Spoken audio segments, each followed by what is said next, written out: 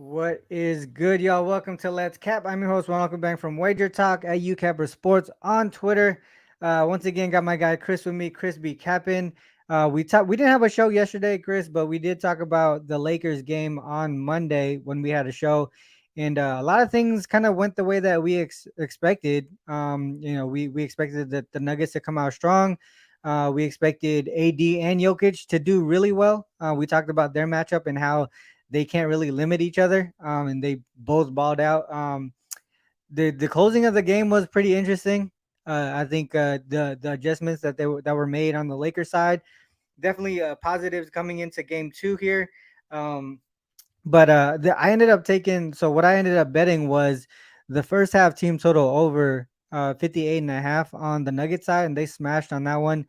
Just kind of went in and out. I looked at some of the trends and angles for the Lakers, how they do defensively on the road, specifically on in game ones too as well, and on the road in the playoffs. So a lot of things pointed me in the direction of the Nuggets being able to get what they wanted offensively, and that kind of as much as the Lakers did come back in the second half, I think it was mainly their offense that did it instead of their defense. A lot of the guys, I was on a triple double, Chris, and I want to get your take on this. But on the triple double, I mentioned how the commentators throughout the game, especially in the fourth quarter, kept talking about the adjustments made on the Lakers defensive side of the ball, but the Nuggets still scored 60 points in the second half, and most of the damage, most of the reason why that they were coming back was on the offensive side of the ball. So I'm not too sure they could still limit the Nuggets here, but they definitely made some changes offensively to get it done in that side. What are your thoughts on that? Like, do you think that the Lakers can still shit, we're going into game two, but I just want to ask you real quick. Do you think that the Lakers can make any adjustments defensively to limit the Nuggets, or do you think that the big comeback was mainly due to their offense? Because I don't know. To me, it seems like I was watching a different game than the commentators was. Yeah, so I think outside of the adjustments that were made, the biggest adjustment was effort. RC, like I think effort is an adjustment, right? And if you break down the film and like watch it, the Lakers gave up I think 15 fast break points in the first quarter, so that was a big part of it. Like you said, Yeah, you took the first half team total over 58 and a half. I think they scored like 72 points, and a lot of it was like, first of all, you can't, if you're the Lakers, you can't like just play with that lack of effort, like rebounding. Denver dominated them on the rebounding front. I think they were up like 20 at one point, and they were up 10 rebounds. I see on the offensive glass and yeah, 10 rebounds on the defensive glass. To me, that's a lot of effort, right? yeah, Like the Nuggets are a really good rebounding team, but the Lakers hadn't been that bad defensively. I think some of it was the altitude, so that's another adjustment. Like Bron kind of talked about it before the game. The longer you're in Denver, the better you can kind of be equipped to it. So hmm, you're going to be a little bit better in game two than you were in game one. But as far as I think the way Denver was able to score, like how easy it was for them to score, that's what changed. The Lakers' worst enemy, RC, is probably their transition defense. They're one of the worst transition defensive teams in the league. They don't get back, right? AD, yeah, Bron, they just kind of take the time off. And if you have D'Angelo Russell and Austin Reeves getting back, then you might as well just have like a fast break the other way, because they can't stay in front of anybody. Like these guys can't stay in front of anybody. And I think Denver was using that to their advantage. If you watch the film, like Denver just, they would get the ball, especially if AD wasn't back, RC, we're going straight to the rim yeah, because we yeah, dare anybody else to be able to block our shot. So I think that was one of the adjustments, like just effort wise.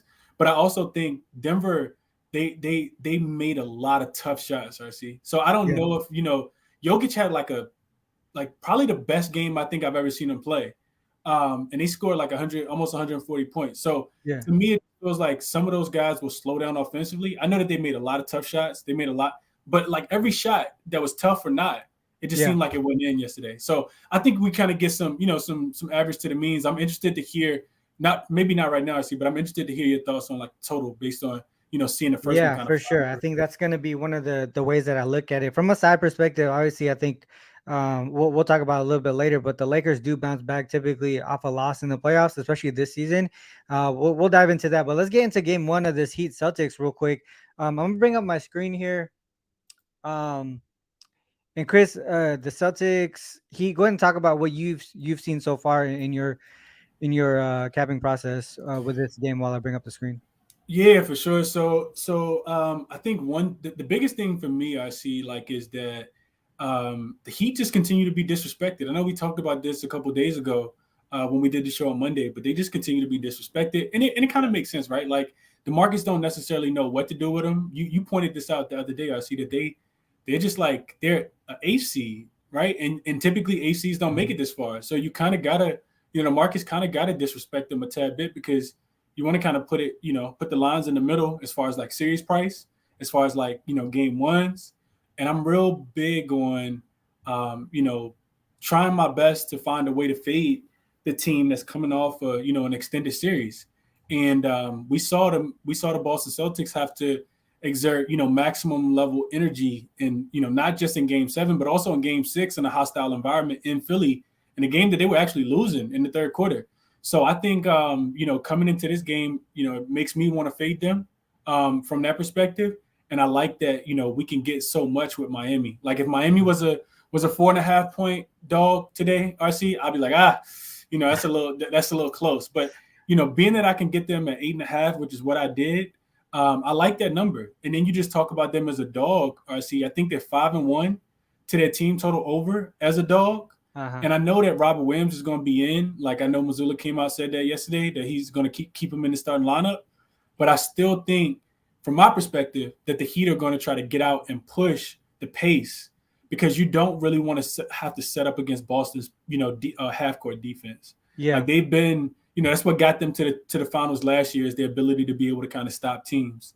So I like the Heat chances, specifically in game 1. I typically lay off of game 1s. I know me and you've talked about that before on your show specifically. Typically just kind of lay off and see what we get.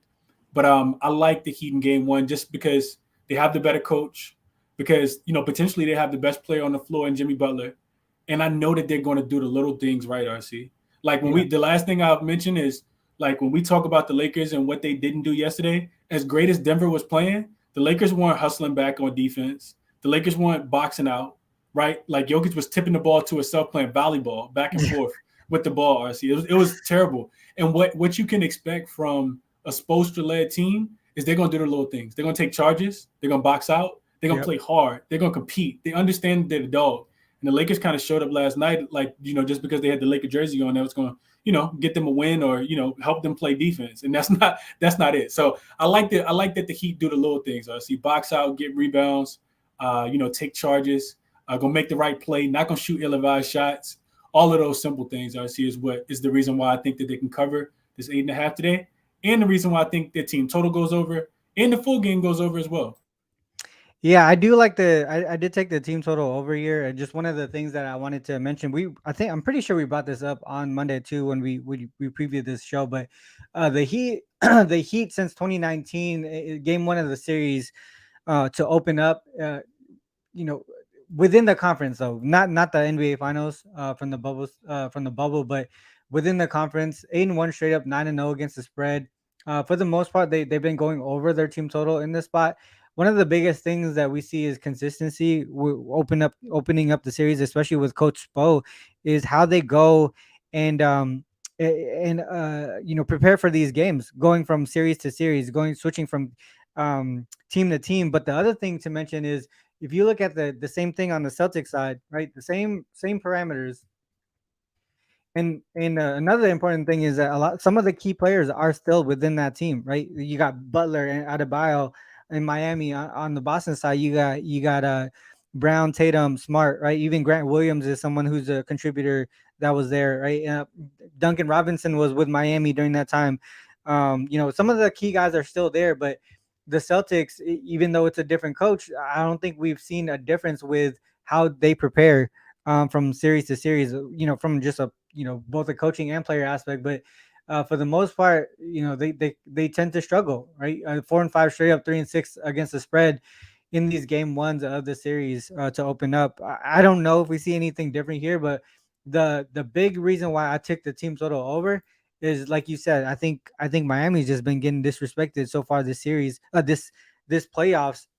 if we go to this series, this season, we go 2022 PO and team equals Heat, and I think you mentioned this too. Um, but you might have said it as a dog, right? But on the road specifically, uh, their team total is 5-0-1 to the over in these games. I mean, you also touched on the full game over as well, and which is 5-1 to the over. But I just feel like there's, like you said, a little bit of disrespect on the Heat side. Being able to score 101.5, they've pretty much done it all playoff long, except for one game. So if you look at the amount of points they scored, they've scored over 101.5 in every single game except for this closeout game. And we actually, I'm pretty sure we talked about the under in this game, game six, because we said closeout games, game six, game sevens typically under, right? And I'm pretty sure we took the under in that game, and that's ended up what happening. But other than that, every other game has gone over that 101.5 mark, and I think they can do it again here. Whether they, if you don't want to touch the spread, right? If you don't want to touch the spread, you just pivot off of what we feel like might happen. I think the Heat, whether they win or lose, go over 101.5. Any thoughts on that one, Chris? I mean, I don't want to beat a dead horse, RC. So I mean, I agree with everything you just said. The trend that I just put in the private chat, RC, is more like a league trend, and it's really just fading the team that's coming off the game seven. And I'd be interested to, see if I don't know if we can quantify this, RC, but like fading a team that was down like 2-3 in the series as well, because Boston also had to exert a lot of energy. So what I'm seeing from this query, RC, is that Mm-hmm. teams that go to game seven and then they're home afterwards, and since 2015, 8-1 to the over in those games. And I was looking at delta points allowed specifically, right, Yeah. to see if they kind of let up off the gas in the next game. And you can kind of tell that I think in this query there, those teams are 7-2 to the over. Their opponents are 7-2 to the over on their team total. So this is just another one from a league perspective. That's still kind of shows that these fading teams at home off of pretty extended series. Those games typically go over. Let's see if we can figure that out. So we go in PPO.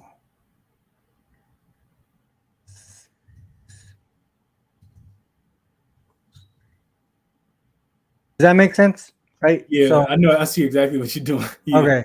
So that would be coming back down on the series to win it, right? So that means Philly had 3 wins in game 6 and game 7, and then they're heading into series game 1.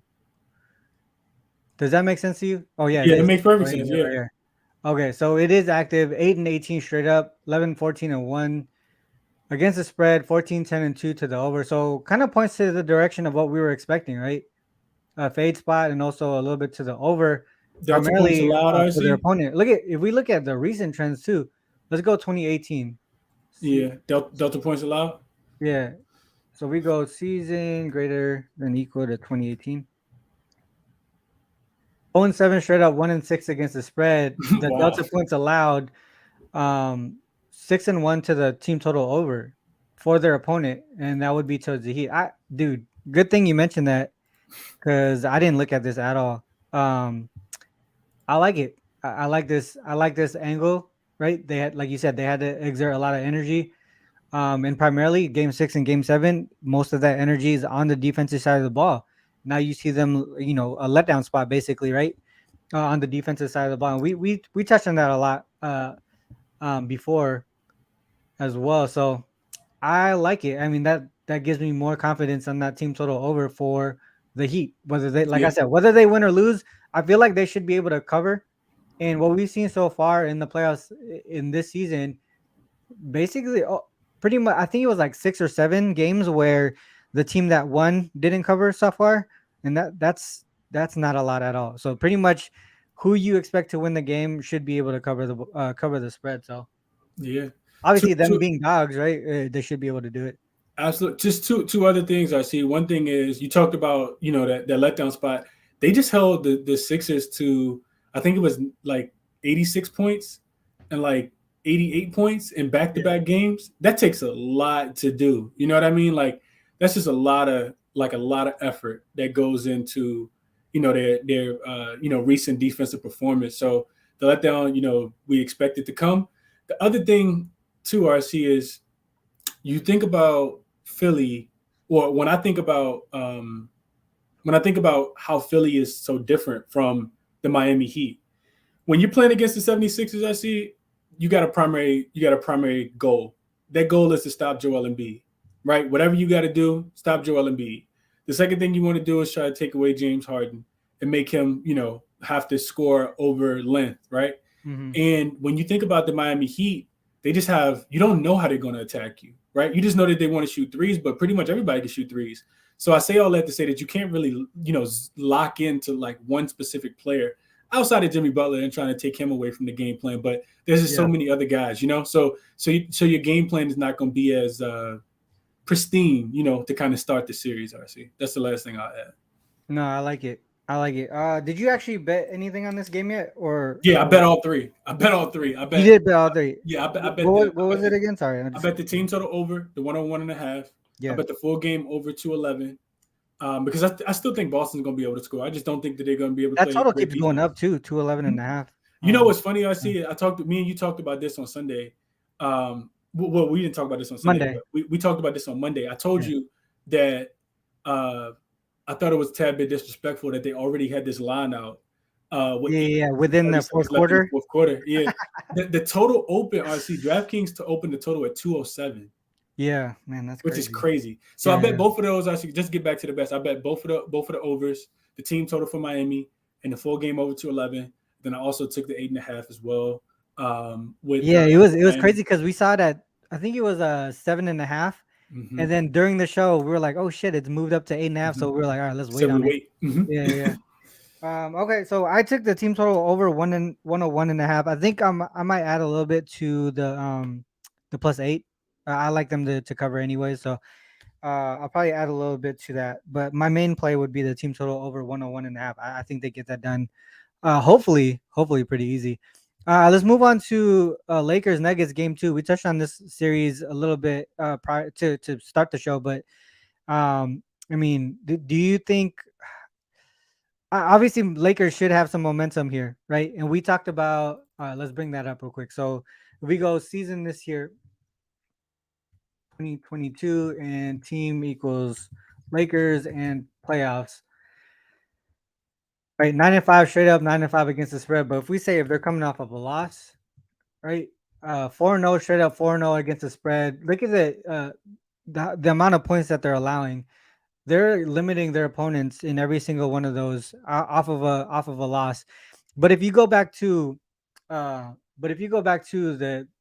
Nuggets here. And we just say home off a win. No, it doesn't even have to be off a win. You just go 7-0. They just protect home court really well, right? Obviously, they didn't cover the closing line, but they did cover the opening line here. This one, I think this was not the closeout game. I don't think, was it? Yeah, I think that was the closeout game. Was that the closeout game? Okay. Yeah. So closeout games, game 6, game 7 is a little bit different, obviously, but it's hard. It's hard to take a side. For me, it's hard to take a side because, like I just said, Nuggets protect home court really well. Lakers come off losses really well. They make the proper adjustments.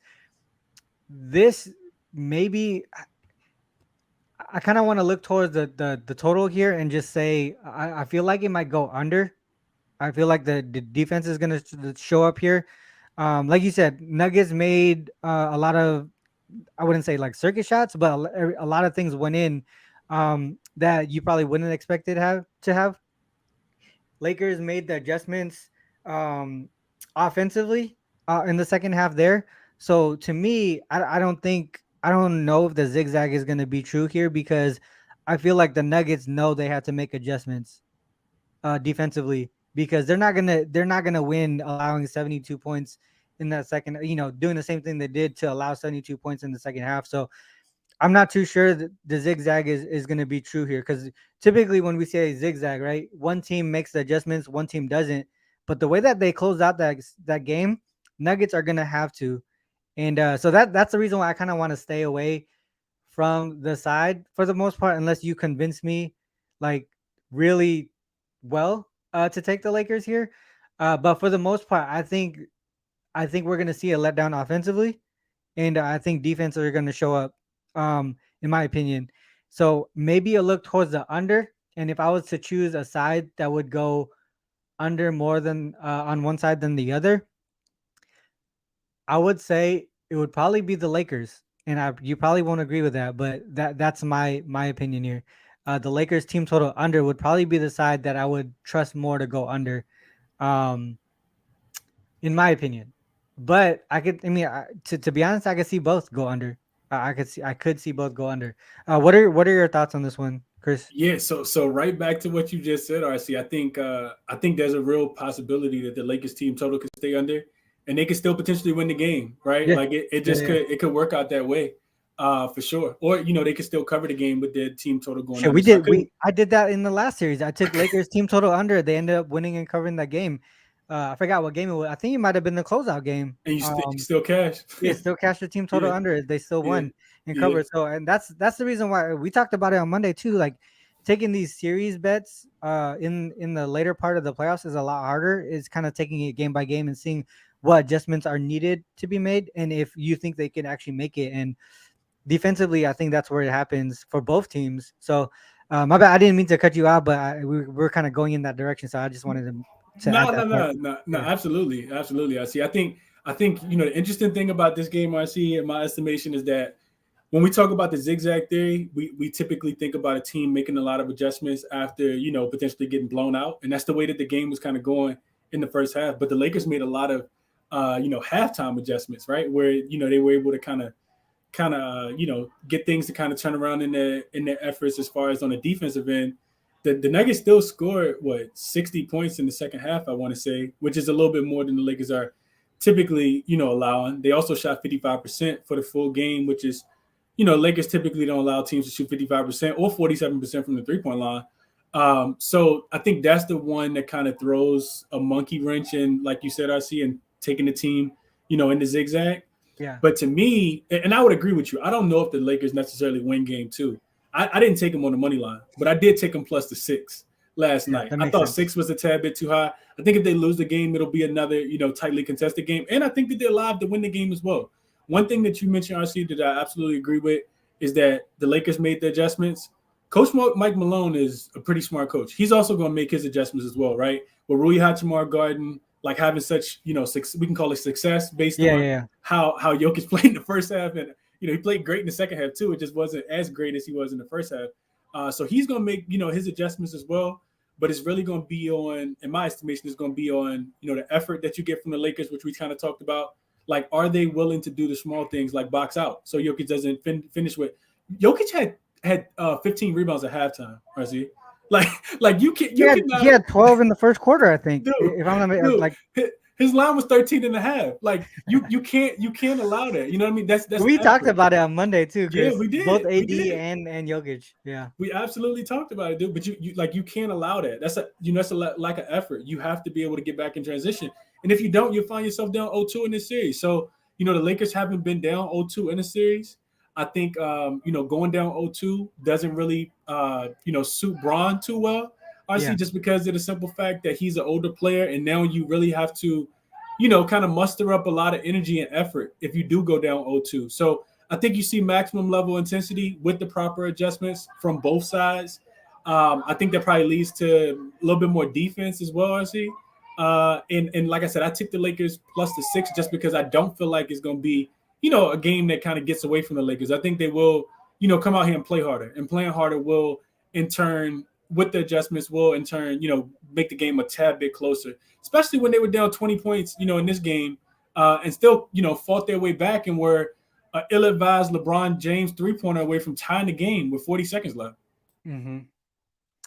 Yeah, a lot of great points there. The other thing too, Chris, I was kind of looking toward to the questions in the chat. I think they're bringing up some good stuff. But looking at AD after 40, looking at the Lakers after giving up 135. So I did a little bit of digging here. So we go to uh, Lakers after giving up 120 after the All Star break, because we know the big difference between before and after All Star break for the Lakers team here. But after giving up 120, 4-1 straight up, 4-1 against the spread, 4-1 to the over actually, and the Lakers team total over in all of those games. That includes a couple games here against the Warriors. So, I mean, luckily I haven't placed a bet on anything yet, but that kind of talks me a little bit off of that team total Lakers under. Let's look at real quick. Let's look at both AD and LeBron both played 40 plus. Is that right? Let's look at that real quick. So we go Lakers and we'll go AD and LeBron. 40 for LeBron and 42 for AD. Let's just do 40 and 40 real quick. Minutes, greater P minutes. Greater than or equal to 40. And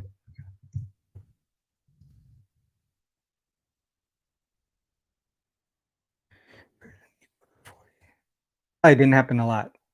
All right, so playoffs basically. And PO. 1-4 straight up, 2-3 against the spread, 4-1 to the over. And oh man, this is so crazy. All right, so 4-1 to the over. Most of it is on the on the opponent side, right? The DPA. 3-2 to the under their team total. Those were games that they won after. Those were game. Well, the bottom three I see are the games that they lost in game 2 after winning game 1. After winning game 1, so I think so they had just beat the top game at the top is the game that they had just beat the Grizzlies. I'm sorry, they had just beat the Timberwolves in the playing game. Then they got the Grizzlies in the first game, and then the second one was the game after they won game 4 and had to go back to Memphis for game 5. Oops, shit. Let's go off. So they didn't lose any. These are all after wins. These are all after wins. So if we say series game equals 2 on 1. So game 2 of that series, but they won game 1, so it's a little bit different. What about let's look at the Nuggets after key points.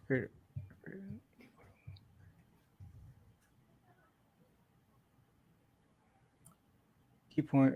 Oh my bad.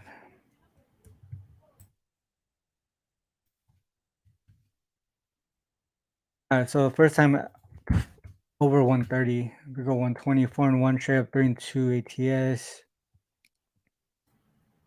What about the Nuggets RC at home after winning game 1? Because they've won game 1 every single game, every single round so far. Mm-hmm.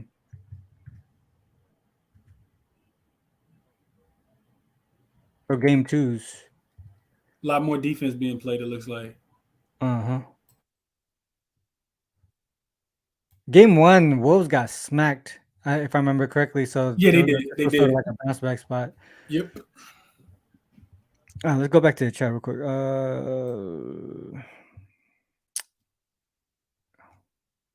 Zigzag theory. I think we talked about that. Equanimus. Shit, I don't even know how to say it. We did talk about the zigzag. I don't. What do you think about that, Chris? Do you think the zigzag holds true? I kind of said my piece about it. Like I feel like typically we say zigzag. One team makes an adjustment, one team doesn't. But I feel like both teams are going to make adjustments regarding based off of how that second half went. It was a tale of two halves. If you're the Lakers, you got to watch first half. You know, second half was good. If you're the Nuggets, you got to watch the second half. The first half was good. So I think that's why I don't necessarily think about the zigzag. I just do think that the Lakers, can make enough adjustments and play harder, right? Like I keep talking about the effort. See, like you can't let this team get out and play like beat you in transition like that over and over again. So those are the things that kind of make me. I would agree with you, RC. I don't think the zigzag holds true, and it doesn't hold true in every series, right? Just because you lose game 1 doesn't mean you're going to win game 2. So I don't think zigzag in this one, but I do think the Lakers keep this one a little bit closer because they don't allow the Nuggets to get out to such a big lead because they play with a little more effort. Yeah. What you got right there? Is that what Chris put in the chat? Yeah, this is what Chris put in the chat. So let me modify it just a little bit. Let's just go say let's say P we'll just say PW. So we'll have it at least looking towards the team as well. All right, so it looks like based off what I'm seeing, he's probably looking towards the over. One thing to mention though is like the cluster of unders in more recent years. Also, a lot of these are like before like the modern ball, which is mainly 3-pointers and shit like that. So I'm not 100% sure I can trust the ones before it. But let's just pull up recent years. So let's say 2018 again. I always use 2018 for some reason. 2018. Is that right? 2018? Yeah. It says 2018 in the playoffs, a game went over by 20 points or more, and the site is the same as the previous site, and the total is only 3 points. It's 3 points higher than the previous total. Yeah, Did I at read that least right? And coming off a win. Coming off of a win. Yeah. Okay. I don't know how I could do this. So let's go back to what it originally said. So PO went over by 20. What if we say?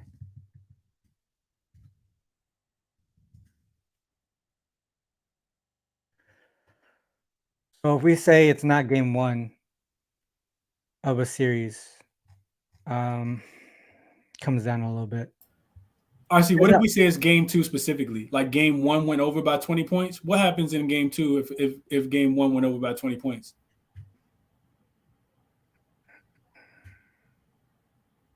Series game equals two. Okay. Goes over. Yeah. I thought about jumping on this total last night too, and I didn't. I was like, I don't really know. It opened at 223. It's already gone up like 4 points. Yeah, 3 or 4 points. Yeah. It was at 223 and a half last night when I looked at it, and it just started getting popped, and it just kept going up. I watched it go up for like 15 minutes. I was like, I'm not gonna touch it.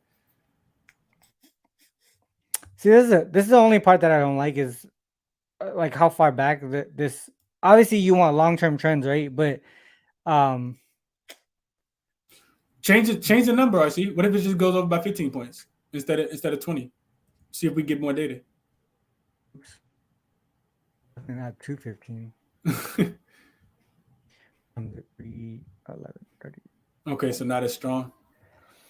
Still to the over. If we look at, yeah, it's still not even a lot. Let's go 10. And then let's just take this off. Which is greater than. See, there's this cluster of unders here. Let's go 2018 again. Season.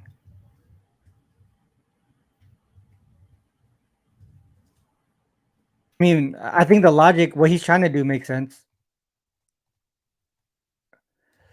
Yeah, saying that the total went over that many points is probably gonna go over again. Yeah, because the total and the total moved up again. So it's basically saying like the books are saying it's gonna go over again. Mm-hmm. And this is what you got pulled up right here. I see is kind of what I was thinking. I was thinking more so. I already missed the best number if I wanted to take the over. So why not let the public keep hammering the over, and then the sharp money will probably come back in on the under towards right at game time is what I'm thinking. What you think? Say that one more time. So so I was thinking that when the total, I've been playing a lot. Me and you've been talking about this. I've been playing a lot of totals and sides as soon as the number becomes available, right? And because the total was getting popped last night when it opened at 223, and I watched it kind of go up. I don't want to get the worst of the number, right? The total's already 3 points higher. Yeah. So if the public is going to continue to hammer the over because the first game went over in the first game, right, and went over by 20 points. Then you just continue to let the money come in on the over. Then the sharps will probably jump back in and take the under. Later based on a query like this. Yeah. No, I agree. I get what you're saying. I mean, that's kind of what I was saying about how like it's already moved. 3.5 points. Like what we seen this game already get affected by the opening and closing line from a side perspective, at least, right? Yeah, opened at what 5.5, closed at 7. What was the margin at the end of the game? 6, right? So maybe this series is just really uh tightly capped, and I still look towards the under, especially with how both offenses close that game. I think the defenses is what defense is where the most of the adjustments are going to be made. But based off of this trend specifically, and it's a little bit opposite of what I was saying earlier, which was I would think that the Lakers team total under would be more um the side, but it looks like it would be towards the Nuggets side, right? This would be what 9-2 to the under for the team that won game one. Which also makes sense, right? Because the team that lost got to be the team to make more adjustments, Made right? more, Yeah, yeah, if you won the first game, you may be a little, not that Denver is at all, but you may be a little more complacent, right? yeah. If you lost the last game and you know why you Mhm. lost it, you kind of want to come out and play your best defensive game to kind of tie the series up. Because with this trend, and this is the greatest thing about SDQL, I see, with this trend that you have up, it's only 4 series game 2, and it's also off a loss, right? Yeah, So it gives you kind of you get all that kind of bottled up in one one query. So I yeah. like this one a lot. I like it. All right. What else? Anything else, Chris, on this one? Anything else to look up? Jr. Just real quick, can you? I don't know what you mean by the search bar. Are you talking about this right here? Probably just like the parameters. Yeah, The yeah, parameters. I would. Uh, Yeah, just tell them to use the manual. Or see is what I yeah, there's a typically tell manual people. on SDQL site. I think it's this one here, Sports Data Query Language. So if you're on the site, right, you just click on this Sports Data Query Language. It'll take you to this page, sdql.com, and all the parameters uh, are here, along with like how you structure your query, whole bunch of stuff that I don't even use, to be honest. But you just gotta double check to make sure that the query still works or the parameter still works, because if I remember correctly, the owner of this site and the owner of Killer Sports are now different. It used to be the same. I'm not 100% sure, but just double check to make sure it is working. I think the data being loaded might not be exactly all the same. But yeah, hopefully that answers your question, Jar. All right. I think what anything else, Chris? My bad. I was trying to. No, you good. Actually, I think from I didn't really. I don't think you gotta like look too much. RC, like you don't gotta like go and like do tons of research at all. If you watch the game, from like as far as like evaluating props, I Yeah. think you know I think LeBron is going to continue to be super aggressive. If you watched any of the game yesterday, you saw that they didn't really have a strategy for getting him off of getting him off of Jamal Murray. Like Jamal Murray was food on defense. LeBron just put his head down and get to the rim whenever. Hmm. So taking LeBron points plus assists, because maybe they shoot a double team at Bron if he continues to attack Jamal Murray, who is struggling with the ear infection as well. I think you could go back to LeBron points. AD, I don't think they have a matchup for AD either. As much as Jokic can do whatever it is that he wants to do on the floor, RC, they really can't guard Anthony Davis either. So I think looking at potentially his points, or looking at he flew over his point total. I think it was 22 and a half, and he had 40 yesterday. But same thing for LeBron. I think we see a little more locked in LeBron, just because he understands that the way you attack Denver, if they have a weakness on the defensive NRC, it is their presence in the paint, right? They don't have a lot of rim protectors, and you can't get Jokic can't pick up fouls. He's that significant of a player on the offensive side. He can't pick a foul. So Jokic will literally give you a layup, because he's like, I guarantee you won't outscore me on the other end. So Yeah. so I like if I'm looking at props, I'm looking at early looks, I'm looking at Braun points and assists, probably together. I know his assist line opened at 5.5. He had 9 yesterday. RC barely missed a triple double. So I think Braun points and assists, just in case they try to double him and get the ball out of his hands. And then AD points is something else I look at. Also Jokic.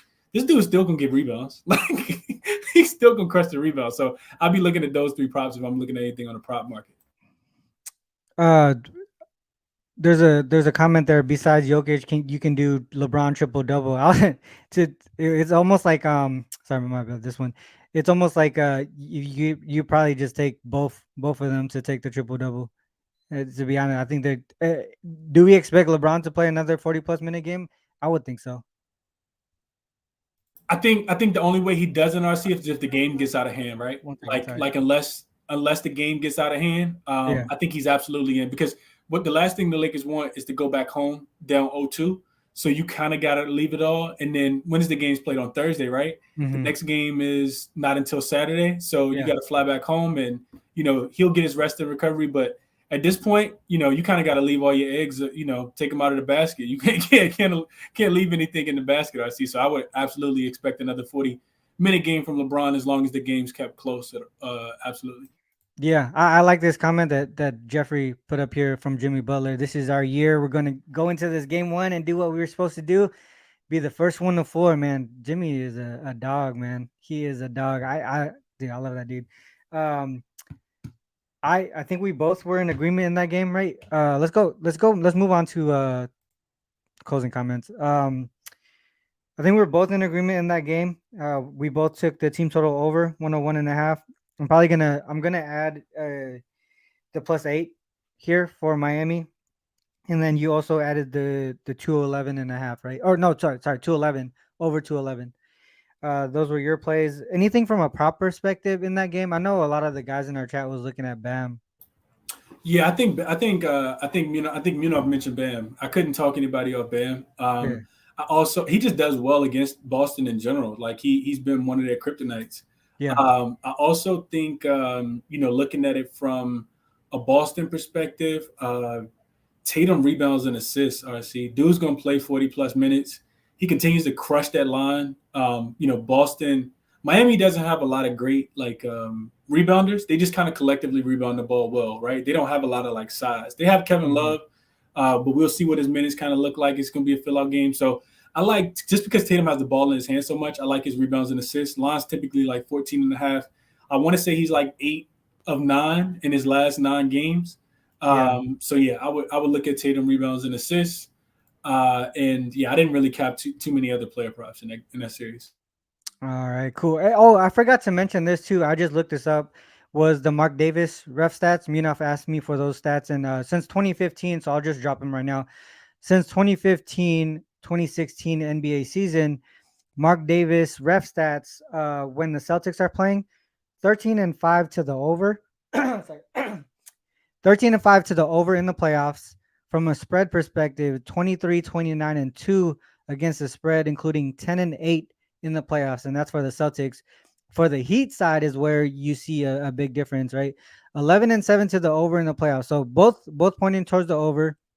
But from the side perspective, 29, 15, and 1 against the spread, including the regular season and playoffs. But just the playoffs alone, 11-3 against the spread. So kind of, the way that they play, Mark Davis tends to prefer those types of teams. So it looks like if we like to look at those things, the ref stats, it would point towards Miami. So that supports us a little bit there. The other piece was, I think that's it. Yeah, that's it. All right, and then Chris, I don't know if I'm gonna have a show tomorrow, so we can drop best bets for the Lakers as well. Go ahead and drop yours. Yeah, so just far as today, you kind of talked about it already. I see over team total for Miami, 101.5 is what I got it at. Not just at all. I think I got it at -108 on FanDuel. The over 211, I did take on Barstool because they had the best odds. I think it was -109. But over 211 for the full game. And then I also played the +8.5. I don't know if 8.5 is still available on the Wagertalk live screen. I see. I'm looking at it right now. There's actually a 212 that just popped up at Caesars. Okay, And then on the side perspective, we're seeing 8.5s at a few places, including good, including Circa. good. Including Circa. So DraftKings has 8.5, and that's juiced to -115. Okay. Okay. I got that at BetMGM. So those 3 plays for tonight. Didn't lock in any props. Probably not gonna play props just because I got 3 plays already. Yeah. And then for tomorrow, I did jump on Lakers when they were +6. DraftKings actually opened it last night, RC at +6.5. It immediately dropped to 6. Mhm. People immediately jumped on it. They always kind of put themselves out there with the first line, and I'm typically trying to attack it. So I didn't get the 6.5, but I did get the 6 for the Lakers. I'm not sure who wins the game, but I do think the Lakers keep it a tad bit closer. I see, so I did play that. Going to do a little bit more research and just kind of check in on some of the beat writers, watch some interviews, some post game interviews, see if I can get there with the under RC, because I do think that a little bit more defense is going to be played, some adjustments going to be made on both sides. So Yeah. that's what I'll leave you with. Awesome. All right, let me just go back to mine again. So team total over 101.5 for Miami, right? I'm probably gonna sprinkle a little bit on the +8 for Miami, but my bigger play will be that team total over. Then the other one would for the Lakers game, Lakers Nuggets. I think I'm gonna end up taking the Nuggets team total under instead of the Lakers team total under, based off of what we researched here. Shout out to the chat for bringing up a lot of questions to get me to that point. What's that number, RC? I think it was. Let me just double check here. Looks like 116.5. Denver 116.5 under. Expect a little bit of a letdown offensively. Also defense to pick up on the Lakers side.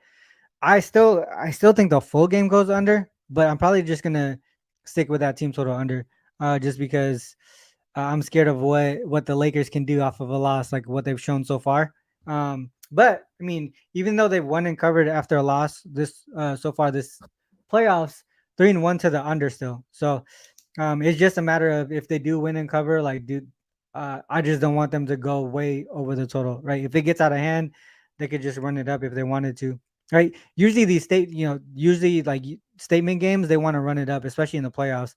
They don't want to let off the gas pedal. They want the other team to really feel like shit, basically. So if that's the case, I want to stay away from that. But I think the Nuggets team total under is probably the way that I go in that one. I think that's it. I think that is it. I'm not 100% sure we have a show. I'm gonna have a show tomorrow, Chris, but I'll just message you just in case. But Friday, I'll probably be. I'm likely gonna have a show on Friday. With that said, I think you're gonna have your spaces today. Yeah, I'm doing the spaces, I see, and appreciate you having me on, man. Any day you want to do a show, I see. I live, breathe basketball, sports, so we can always chop it up, bro. You just send me a message. Let's go. All right. So, like I said, end of the show, guys. Thanks to all who tuned in on YouTube and on Twitter. If you like what you hear and what you see, just please share the show. Whether it's just retweeting on Twitter or subscribing and sharing the link on YouTube. But also make sure to check the links in the description. And always got to end the show like this as well. Please remember, whether you fade us or follow us, it is on you guys to make that call. Good luck with all your action. Until next time, peace.